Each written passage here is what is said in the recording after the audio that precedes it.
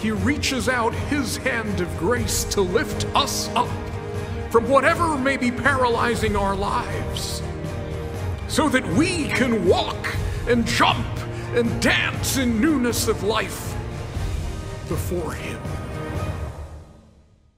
No. It is such a pleasure to be in front of you today. He would tell me, he'll watch the video, oh, you didn't take your mask off while you're speaking, so let me take my mask off. The world's in a terrible state, you guys. I mean, everywhere we look, there's unrest, there's no peace. But because he lives, just like she played, we have hope. And hope is everything. First of all, I want to let you know that the title of this sermon is not original. My mom and I were watching The Potter's House, T.D. Jakes' broadcast that he has on TBN, and Jakes had this title as one of his bullet points. And I actually don't remember the main sermon title, but I vividly remember this bullet point. It struck a real chord with me. How many people like to get presents? You like to get presents? Come on now, I see some people with their hands down, but they're not telling the truth. I know I like to get them. Presents are always a great thing. Birthdays, Christmas time. When I was a kid, I used to look at presents, and it's really funny. I would go to my dad's house and get presents, and then I would go to my grandparents' and mother's house and get presents. So I got presents on both sides at Christmas. I remember one time I got a go-kart, I got a mini bike, and I got 2 BB guns. I got a pistol and a rifle. So I was in hog heaven. So I got all these presents and was really excited about presents. And it made me think about visiting my wife's family up in Michigan. She's from a family of 8, so we'd all get together in a little house and have presents. And they get the presents out, and for her dad, they would give him work pants. I said, who wants work pants for a Christmas present? So he get these work pants, he just kind of throw them back on the Christmas tree.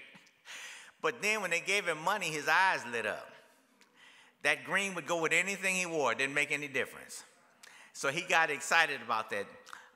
What I found out, what is a present? I found out that presents and gifts are used in the same way. So I got an explanation off the internet. It says, present and gifts are both used of something given as an expression of affection, friendship, interest, or respect. Present is less formal. Gift is generally used of something conferred to, especially with a ceremony on an individual, a group, or an institution. A birthday present, a gift to the bride. Sometimes our presents are things we need, and sometimes they aren't. They're fun. I like the fun ones more than anything else. Getting a pair of underwear for a present for me doesn't do too much for me. But getting something else that I really enjoy is a great joy for me. How many people like money? Now, I see a lot of people not raising their hands again. And I know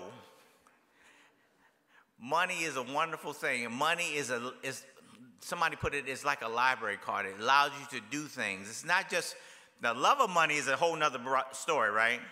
But money itself can be used for some really great things. And then I looked up what is presence.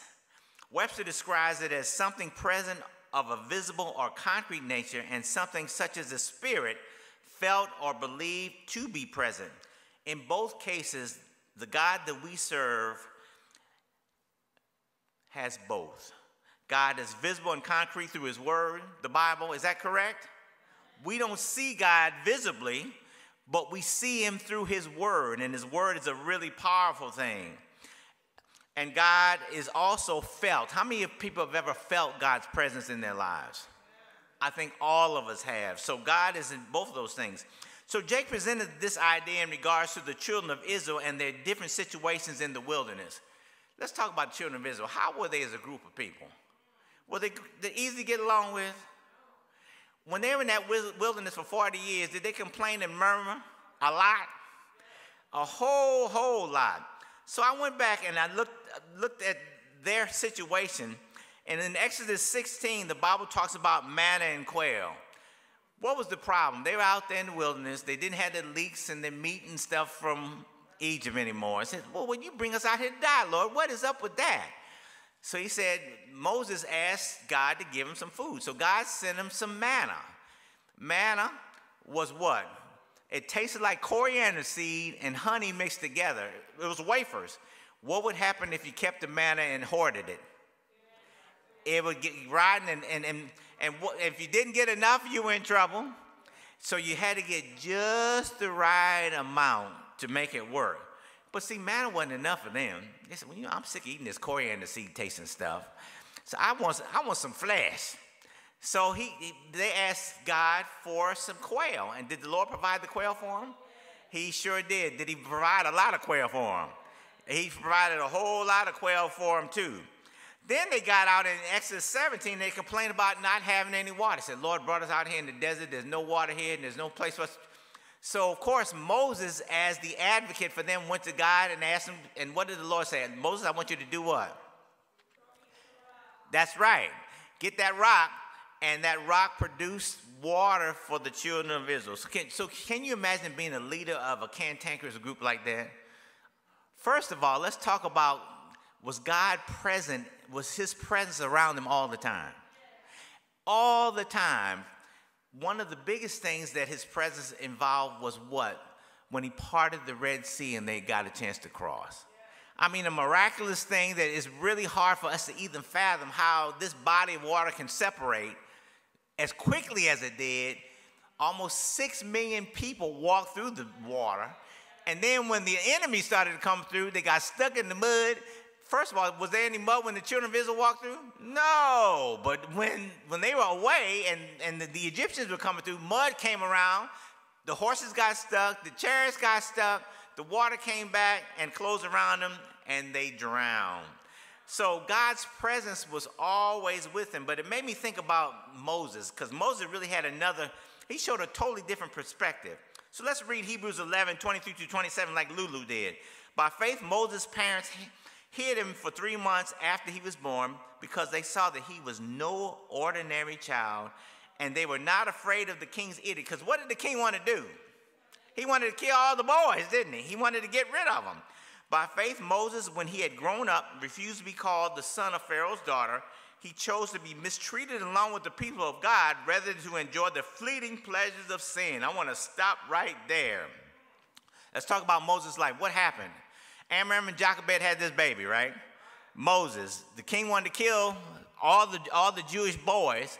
So Miriam watched her brother, and they put him in a basket in the Nile River. The king's daughter saw this basket and said, oh, there's a child in there, and adopted that child. So the Lord had his hand. The Lord's presence was on Moses from a very, very early time. What did Moses study? In the king's court. Moses studied in the king's court, so he learned all the intricacies of the Egyptian government and ruling that government, because he was basically part of the family. Once he started to do all that, what was he entitled to? Everything. Wealth, power, fame, all those things were given to him. But the Bible says that he did what? He refused those things. Why did he refuse those things? Because he was more interested in God's presence than God's presence. So what about you? Are you more interested in God's presence with you? Or are you more interested in what God's going to give you? How many people do you know, or I shouldn't say this, but there are people that come to church, and this is for all churches, that are looking for the church to do something for them. What can the church give for me? Well, you know what? We need some money. Let's go to the church. Let's ask the church for some money. Oh, we got a program. Let's go to church. We want to do this. But a lot of them don't come to be a blessing to others. They're more interested in the presence than having God's presence around them. So Moses grew up. He refused to accept the fleeting pleasures of sin. He regarded disgrace for the sake of Christ as of greater value than the treasures of Egypt. Was Christ's life disgraceful? Was it? Not to us, but to a king would it be disgraceful. Why in the world would you come down from the glory of heaven for these cantankerous I'm going to call a stiff neck, because the Bible uses stiff neck a lot about Israel. How many people think some of us are stiff necked sometimes? We are stiff necked sometimes. Why would he come down for us? Because he could have wiped us off the face of the, this planet could just be destroyed in a second. Yet and still there's a love, and he wants you and me in his presence. Because that shows a relationship with God. Moses was looking, he says, he regarded this grace for the sake of Christ as of greater value than the treasure in Egypt, because he was looking ahead to his reward. The reward is not here, folks. This is not where the reward is. The reward is in the ceaseless ages of eternity spent with God. By faith he left Egypt, not fearing the king's anger. He persevered because he saw him who is invisible. How many of you see him who is invisible in your life? Daily, hourly. I tell you what, I've had a very interesting last couple of weeks. Well, this actually, I had to look up infamy to realize what the definition, because Roosevelt talked about December 8th being a day in infamy. Well, my life wasn't really in infamy because I didn't have any enemies trying to get me. But my life has been very interesting. For 65 years, I have pretty good, relatively good health. I've always done well. The Lord has blessed me in my career and all that kind of stuff. And then 21 comes up. I got to have both hips replaced. I get a UTI infection that lasted for like 4 months. Just a miserable. And guys don't get UTIs. So that was really special. And then I go and I came home Monday evening, and Mom was kind of up late. So I said, Mom, you need to really get on upstairs. So she usually walks upstairs by herself. So she was walking upstairs, and I heard this boom, and she screamed, and we came out there. And she had lied down. Well, she's fallen down before, but this time her foot was just kind of hanging over like this. So we took her to the emergency care, and she basically dislocated her ankle, and she broke it in the spine. With a person that has dementia, they don't really understand what's going on too much. And I've been crying all week, you guys. Just seeing her yesterday was really a hard day for me. She wants to go home. I said, Mom, you can't go home now. We got to get some rehabilitation for you. I just want to go home. So she's getting up, trying to start pulling stuff off. I said, no, you can't do that. So it's been a really tough week for me dealing with her. But then I had something that was really fun that God let me have too. Last Thursday, my daughter and I got a chance to go to the Indianapolis Speedway, and Porsche invited us to drive their cars on the track. And so I got a chance to drive $200,000, the Taycan. I got a chance to drive 911s. We got a chance to go on the SUVs. The car was on the side like this on an angle, and the wheel was off the ground. And the guy started pushing the car. I said, this guy's crazy. And the car didn't fall. It didn't go down. You drive up a hill like this, and he said, well, just take your foot off the gas and don't put on the brake. I said, what are you talking about? You got to put the foot on the brake. The car just kind of stayed there. We drove through 3 feet or 4 feet of water. They put a track out. But the most fun thing was we drove on the F1 track at the 500. And the F1 track had a lot of curves. We hit those straightaways doing 140 miles an hour in this car. And the car didn't move. You hit the brakes, the car just straight line stops. It was just a thrilling thing. So the Lord is blessing with that, and he got my mom. So I'm struggling right now because I keep blaming myself that my mom fell. I said, what could I have done? If I'd have just been around the corner, I could have caught her. I'd done. But see, that's not the way it works. God allows things to happen. And he's going to take care of my mom because she was his child long before I came around. So I just got to keep that in my mind as I go through. So the presence of God is with my mother. The presence of God is with all of us. Those that are sick, those that are struggling. Carolyn Smith, Charlie, sent a text to my son because my son sent her a text about Matthew dying. And he said, well, what can I do for you? And she said, I wish you could give me my son back. Just a terrible situation. But she knows and she has hope that she will see her son alive or well again. And that's because the presence of God is with her. So I go back to you guys. Is the presence of God with you, or are his presence more important to you? So Moses went through this experience. Let me ask you a question. What happened in Moses' life that really changed him in a way that he really accepted the challenge? Because he had to run from Egypt to the land of Midian for 40 years. Why did he run? What did he do? He committed murder. And he had his burning bush experience there. Let's kind of go through that. In Exodus 3, it tells the story. Now, Moses was tending the flocks of Jethro, his father-in-law, the priest of Midian, and he led the flock to the far side of the wilderness and came to Horeb, the mountain of God. There the angel of the Lord appeared to him in flames of fire within the bush. Moses saw that through this bush, though the bush was on fire, it did not burn up. So Moses thought, I will go over and see this strange sight. Why does the bush not burn up? When Moses saw that he had gone over to look at, God called to him from within the bush, said, Moses, Moses. And Moses says, here am I. Do not come any closer.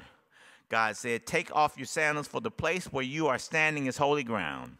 Then he said, I am the God of your father, the God of Abraham, the God of Isaac, the God of Jacob. At this time, Moses hid his face because he was afraid to look. Moses had a burning bush experience. It changed his life forever. Only through that experience was he able to do the job that God gave him to lead his people out of Egypt. How many people have had a burning bush experience in their lives? I have. Some of you, Leanne is real young, but you have one too. Everybody's going to have a burning bush experience where the Lord tells them he has something for them to do. So be prepared and keep your ears open for what God's burning bush experience is for you. If you have one, how many people take time to remember that experience every now and then? We need to. We need to remember how God kind of got our attention and changed our life for the better. So Moses had this burning bush experience. He had to go deal with the cantankerous Israelites. He went through a lot of experience. But if you look through when Moses, when the people didn't have the food, when they didn't have the water, who did Moses go to first? He went to God. He wanted that presence with him all the time.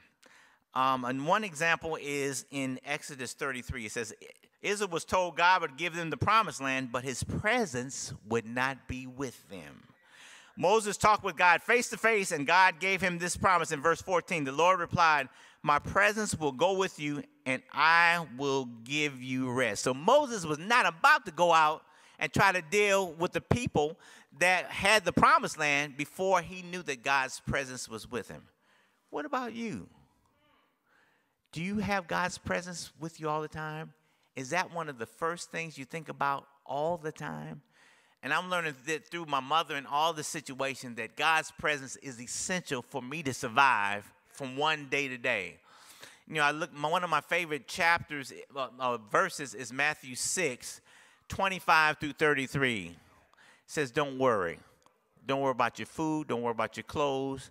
And it also says that we need to look at life one day at a time, because tomorrow is not promised. Carolyn Smith, their son went into COVID. He was getting better. Charlie, remember you sent a text to me on last Sunday. He had gone home. He was breathing. He was still weak. Tuesday, I believe, Charlie sent a text that said he had passed away. So you think things are going well. You think things are getting better. All of a sudden, things go south really quickly. Like I said, who would have thought that last Monday when I came home that my mother would be in rehab, going to rehab now? You wouldn't think about that stuff because we think there are people that live in the past. My mother's one of those that live in the past. She always talking about the good old days. There are people that live in the future, and I'm kind of a futurist guy. I'm always looking for the next vacation, the next trip. You know, I'm always looking for the future. But you know what? Today is a present. It is a present. Because you don't know what's going to happen to you from one day to the next. So back to Moses again. Moses told God, if we don't have your presence, how can we be successful? If we don't have your presence, how can we be successful? If you don't have God's presence, how are you going to be successful? Can you do it on your own? How many people have tried the on your own deal? How's that worked out for you? It doesn't work out for me. It hasn't worked out for me at all. So Moses realized that without God's presence, he wouldn't be successful. God told Moses in verse 17, and the Lord said to Moses, I will do the very thing you have asked. And listen to this, because I am pleased with you and know you by name. Is God pleased with you and know you by name? The only way that's going to happen, folks, is for the relationship or for the presence of God to be around you all the time. And my heart really goes out to everybody here because we're all struggling with something. There's nobody's life in here that is just a bed of ease, just kind of floating around. We all got stuff, as they used to say in the old, and when I hear old sermons, he said, either you're in the battle or you're getting prepared for one. Because life is full of battles. It's all the time battles. Was Jesus' life a bed of ease? No. Can you imagine being the king of the universe? You come on this planet, you're born, you deal with brothers and sisters that really don't like you that much as you're coming up. You're ridiculed wherever you go. And the big thing to me is, how would you feel if you knew that somebody was trying to kill you every day? Every day, those guys were out plotting and planning because he was messing up their program. You know, they wanted a king, but they wanted an earthly king that they can go down to and they could keep the whole cash flow deal going in the Jewish system. And Jesus said, no, that's not what it's all about here. It's about something else. So Jesus had issues with people, yet and still he loved them. And the only reason Jesus could be successful in human form is what? The presence of his Father was with him all the time. How did he get that presence of his Father to be with him all the time? The Bible says he went away a great while before day and found a what? Solitary place, and there prayed. So he had a connection because he was always keeping track and working on the relationship. How many of you guys spend time with Jesus every day? Not a fleeting, oh, I read a few texts and I'm gone. But I'm talking about spending some serious quality time with the creator of the universe. I do that in the morning. I've got this little app on my phone. It's called Things. And it's got things to do, and devotion is #1 on there. And I don't feel good if I don't get that thing done. I don't feel like I'm ready to meet the world if I don't get that thing done. But what I've learned is, in order to have his presence, it's got to be a continual experience. It's not just when you wake up in the morning. It's all through the day. You're driving along, help me, Jesus. You're going to a meeting, Linnea, and you're trying to think of the words to say, Lord, give me the right words to say at this particular time. You got a difficult co-worker or you got a difficult boss to deal with. Lord, show me what to say. Lord, touch his heart in a special way that things will work out right. So it's an all day, all the time experience. Being in God's presence and having it continually is more than anything. It is more important than anything in your life. Are you focused on God's presence again, or are you focused on his presence? Especially now, we need his presence more than anything. How many people believe that global warming is a hoax? No, there's no global warming here. The planet is just fine, and it'll adjust itself, and everything will be just fine. Is that right? It's not right.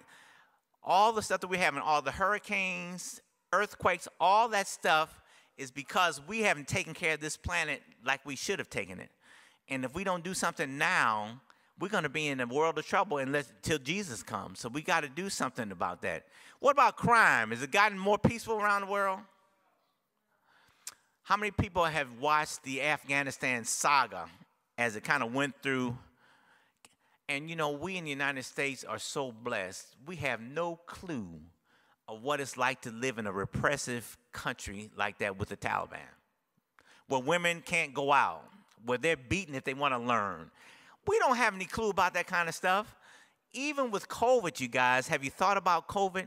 There are countries on our planet that have no access to the vaccine at all. None. None at all. And yet and still we got people that believe that's a hoax. Oh, that's something they made up. Really? Is that something they made up?